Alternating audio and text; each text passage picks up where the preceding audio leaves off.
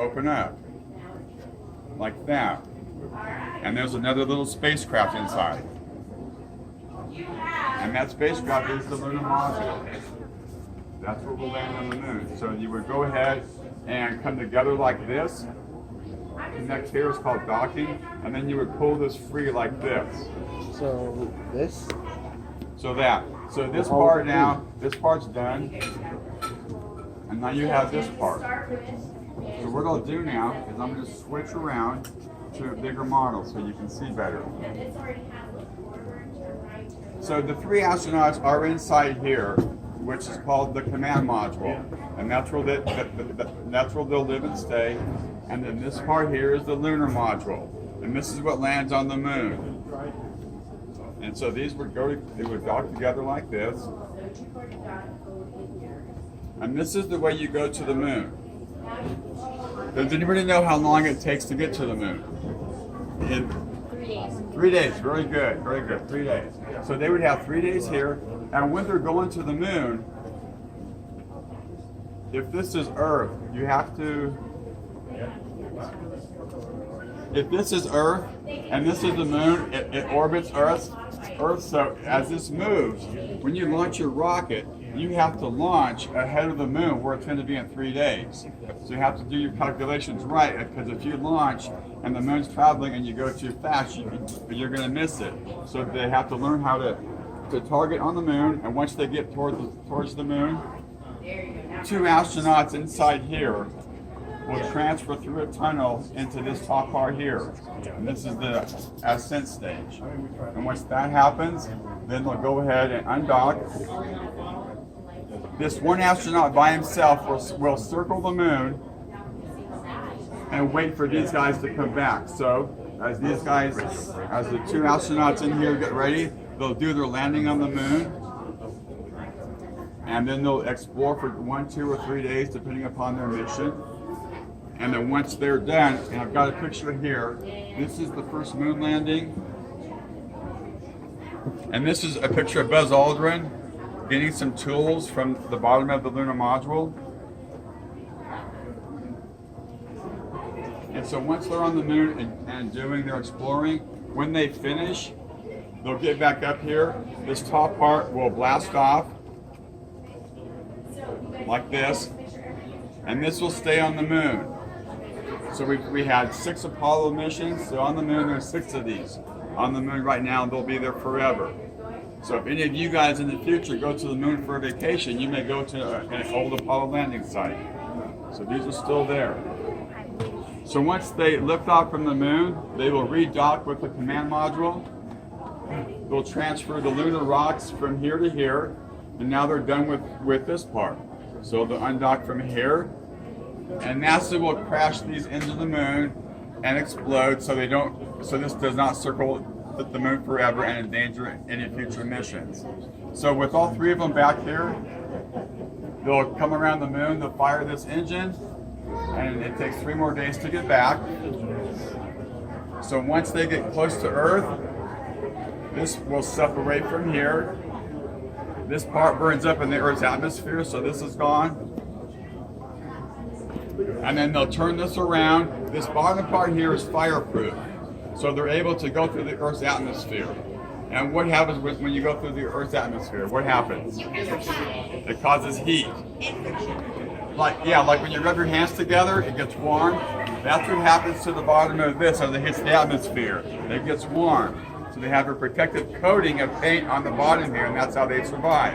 So once they go through the atmosphere, at about 50,000 feet, the parachutes will open up, and it'll float down to the ocean for a splashdown. And I've got a couple pictures here. On one mission, a parachute failed, but this is how the Apollo capsule looks as it's coming down to land in the ocean. And they're hitting the water around 22 miles an hour. And then once they do this, they're in the bottom part here. Once they do this, the rescue team will come into effect. So where the capsule is, they have a helicopter that would come out and fly around the capsule, like the pictures here. And they would help the astronauts out of the capsule and then they would have a net. A rope would drop down from the helicopter down here to pick them up, and they would pull them back up to the helicopter and take them back to the aircraft carrier. And then their mission would be over. And that's a brief few-minute story about how they got to the moon. Do you guys have any questions? Yes, sir. Okay. If you want to move down here a little bit, these are some models I did of Neil Armstrong, the first man to step on the moon.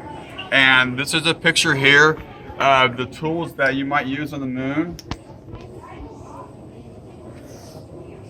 And this would be like one of your work tools to use.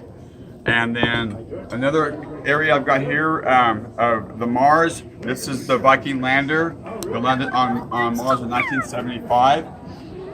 And so I built this model, put this together, and then these are different helmets that you would use in space or in flight. I was thinking that I saw it. When were they used? The helmets? Yeah. That was used in the 50s and 60s. And then over here, on this end here, Russia had put a couple of rovers on the moon in the 1960s.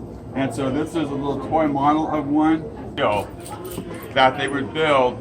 Track wheel. Yes, that they would build like these wheels here.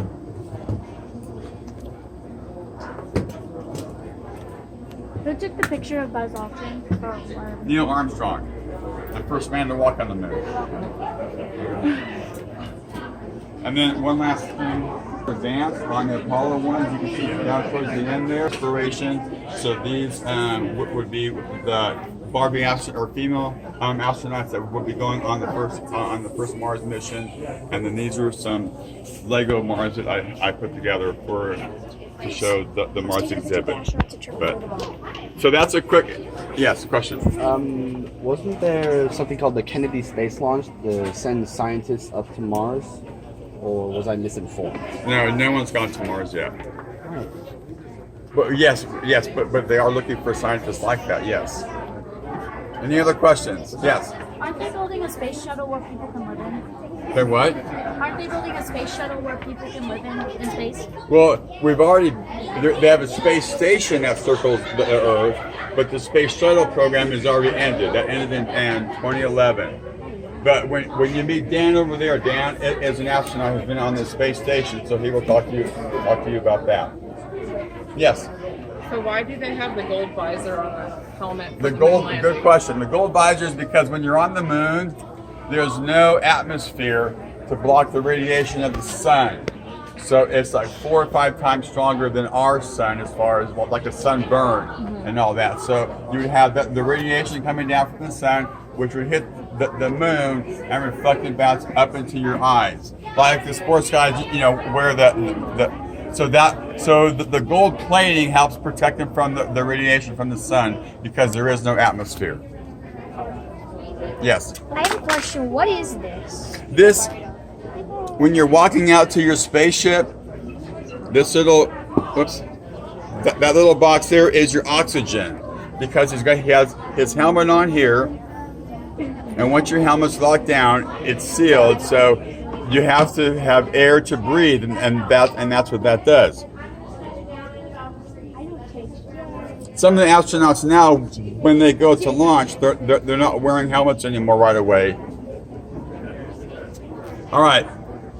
Yes. How do astronauts take showers and baths?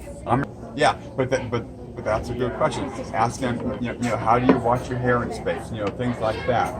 But yeah, say that for Dan, and he'll answer your question for you. Yes.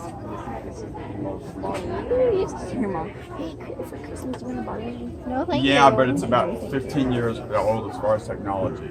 As NASA goes to Mars, we're building. So what is it? If you take It's half the of them maybe jetpack. to the other side, That's the That's a lot of stuff. yeah, about half will go over to the other side. There. You want them in there or outside? No, outside. Hey, you guys, come on. You guys go this way, go around the other side. What happened to your phone? You already met Steve. This is the 6th graders, right? Yes. So you have met Steve. My name's Dan. I'm also an astronaut. Steve and I flew together back in, 19 96. And anyways, so or 94. Sorry, 1994. So, did you have a question? Yeah.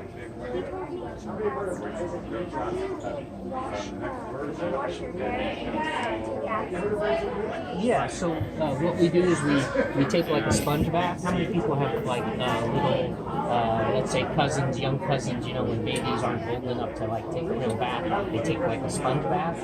That's kind of what we do is we get just a towel wet, and we have kind of some of the things that they use in hospitals, and they have what they call waterless shampoo. So you put shampoo in your hair and you just kind of lather it, and then you just dry it off. So it works pretty well. But you know, there's nothing like taking a real shower. So when we got home, when I got home from the space station, one of the things I wanted to do was take a real shower because I hadn't taken one in 6.5 months. So, does anybody want to guess what this is? It's kind of a pack. Yeah, he said a jetpack. It's not really a jetpack. What it is though, it is a backpack. And so when we go on a spacewalk, when we go outside the spaceship, we need to be inside of a spacesuit. So this is just part. So you see a little picture here. I know some of you it's hard to see, but this is a picture of the entire spacesuit. So you get into the spacesuit, and then this holds in the backpack. It has everything that we need to survive. It has oxygen for us. When we breathe in oxygen, what do we breathe out? Do you remember? Carbon dioxide. Yeah. So what this does is this it also has something that takes out the carbon dioxide and then recycles the oxygen. So basically, this is our life support, and this is what allows us to live in space. So outside the spaceship, when we're in space, it's a vacuum. There isn't any air. So we need the oxygen, right, in the atmosphere to survive. And so this is what this backpack does for us. The other thing we need is we need the pressure around us in the suit. So that's what the rest of the suit, which you don't see, it's similar to that one, but it's just a little bit different. We have gloves to do that. So anyways, these things, I saw you, many people taking a picture of these. These happen to be some things that have flown in space. So what they do is some people, they made these little, I don't know what you call this kind of plastic. They put it inside the block. Each one of these talks about what, you know, where they flew and where they flew in space. So, did Steve tell you? Did astronaut Steve tell you how fast we go when we're in space? We end up going about 17,500 miles an hour. Now that's about 5 miles every second. Somebody told me your school is about 10 miles away from here. So how long did it take you to get here? 15 minutes? 15 minutes? If you're going the speed of a space station or a space shuttle, you could get here in 2 seconds. That's how fast we end up going. Now, I'm leaving out starting and stopping. It does take a while to get going that fast. It takes a while to slow down. But just going 5 miles a second, that's how quickly you can do it. Some other things, this doesn't look too fancy, but this is kind of our luggage when we go in space. All of our stuff fits in these. Any little disturbance things might float out. So, what else do you think is hard about living and working in space if everything's floating? Simple things, right? Go ahead. What's that?